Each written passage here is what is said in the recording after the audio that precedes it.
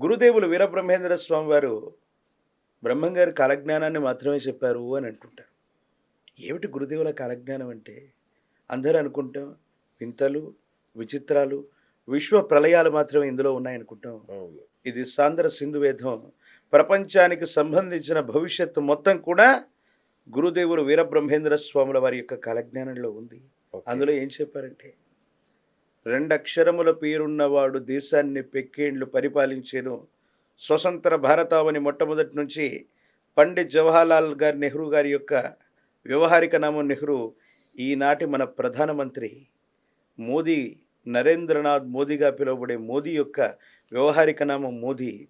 రెండక్షరాల పేరున్నటువంటి ఏ వ్యక్తి అయినా పవర్లోకి వస్తే మళ్ళీ మళ్ళీ కంటిన్యూ అవుతుందని చెప్పారు.